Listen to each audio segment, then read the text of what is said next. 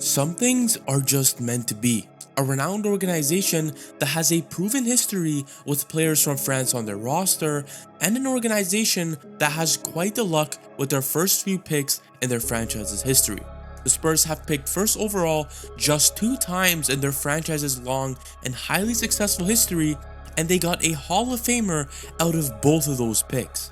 David Robinson and Tim Duncan, who both also happen to be 7-footers, although not freakishly tall like Victor Wembanyama, and though only 5 of the last 10 first overall picks went on to make at least one All-Star team and just 2 made an All-NBA team, we all feel that Wemby is different and has the makings to go and shatter every mold there ever was. To the point that this giant kid from France, who stands at around 7'5", can go on and do things we've never seen before and revolutionize the NBA in ways that we thought weren't even possible. Like, this should be illegal. Folks aren't just asking if this kid is the best European prospect ever, although even that's a huge honor, but it's nothing like people speculating if Wemby is the best prospect ever, period.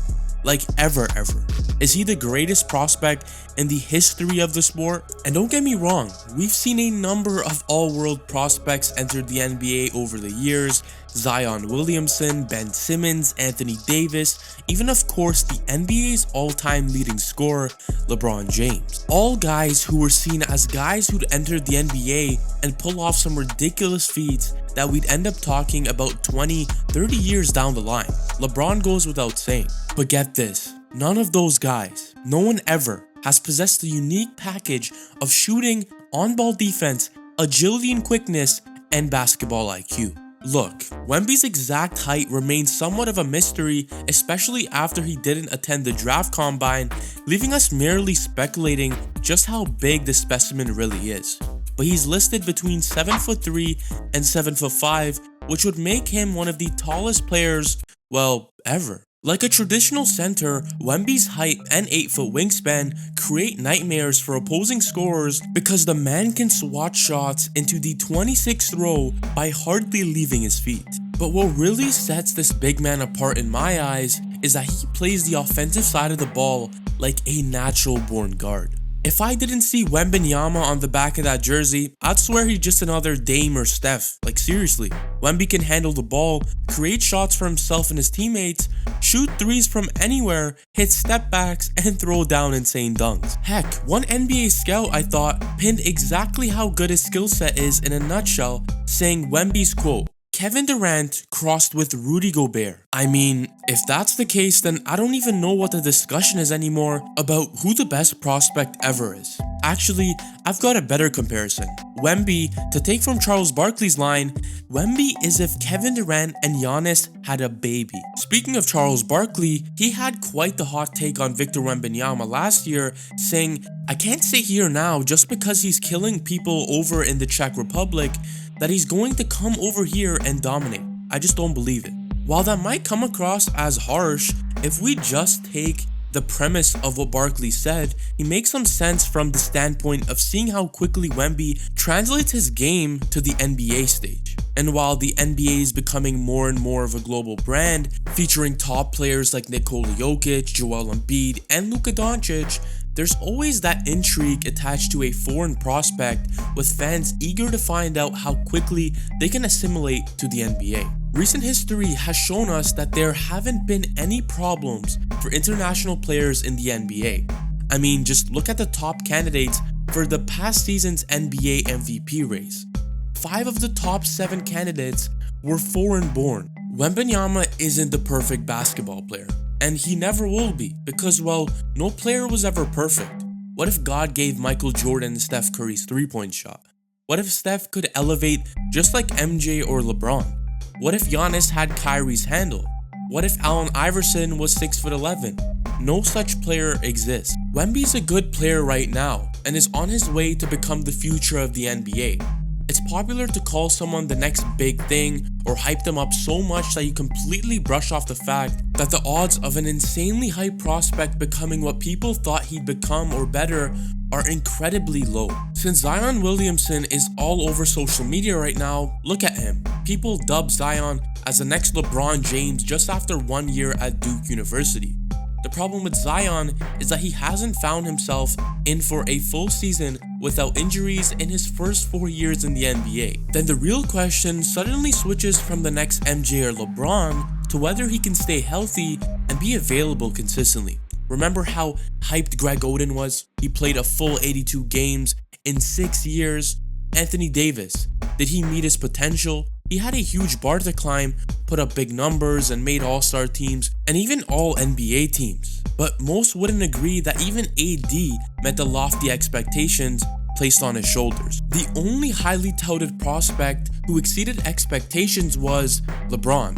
Seriously, while I think Wemby is a lot more NBA ready than the most of prospects in the past who were slapped with all the hype, of course, just like anyone else, there are things to point out. Wemby struggled from the field last season in France. He shot only 46.5% last season as a 7'5" big man. Wemby also had a 51.6 effective field goal percentage, which is especially low for a player that size. To frame this better, there are 9 players in the NBA listed at 7'1" or taller. 7 of those 9 players had an effective field goal of at least 62%. And it's important to note how quickly Wemby emerged as this generational talent, seemingly out of nowhere. Up until the 2022 season started, Wemby averaged single-digit points in his 3 seasons from 2019 through 2021, playing for Nanterre 92. Though it was seen as a huge step up for Wemby to go over to Asvel, the consensus best league in France, Wemby still hovered around the single-digit points average before deciding to bail on his 3-year deal with Asvel just 1 year into his contract and go play for his coach Vincent Collet at the Metropolitans 92. This league, or the team more specifically, was known around France as the place for young players to get the opportunity to shine and develop their skill set. The thing is, Wemby all of a sudden was playing with guys who were supposedly amateurs and nothing near the ilk of a 7'5" tall Wemby, who was far more freakishly looking than any of the guys on that team, which is what gave recent international lottery picks, most notably Luka Doncic, even more cash entering the NBA from the standpoint that everybody knew Luka was undoubtedly NBA ready, because Luka only won MVP and dominated in Spain unlike any other player we've ever seen. That's all. Well, I guess it's between Luka and Manu Ginobili, but I'll let you be the judge. Could you argue that Wemby would have been what we've seen him today if he stuck with Asvel and played tougher competition with much more skilled teammates? Maybe. But if you had doubt, some if not all of it was squashed after watching Wemby during the preseason. And so far in the real games of the regular season, he's looked every bit of his huge potential in significant spurts. And it's really terrifying for the NBA. It's the freakish nature of Wemby and his overall skill set that has caught the eyes and ears of even today's NBA superstars. Speaking of KD comparisons and even other future NBA Hall of Famers, Wemby got his fair share of praise from some of the greats. KD said, "The evolution of the game has taken it far. You know what I'm saying? We got a 7'5" dude who can do everything on the court. It's inspiring to a lot of people." There was a time, I think, when many of us thought that what we're seeing with Kevin Durant was an anomaly, that he was the type of player we'd never see again. Nothing even close. But to hear KD use the word inspiring, given who and what KD is himself, just blows my mind. Steph Curry, who's torn apart the NBA in ways inexplicable to us all, even Steph said he's like a 2K creative player. Cheat code type vibes. LeBron, who stood up and conquered pressure and expectations better than any athlete ever, called him literally a creature. He said everybody's been a unicorn over the last few years, but he's more like an alien. No one has ever seen anyone as tall as he is, but as fluid and as graceful as he is out on the floor. Wemby put his super skill set on full display last fall in Las Vegas, where his French team played a pair of exhibition games against the NBA's G League Ignite.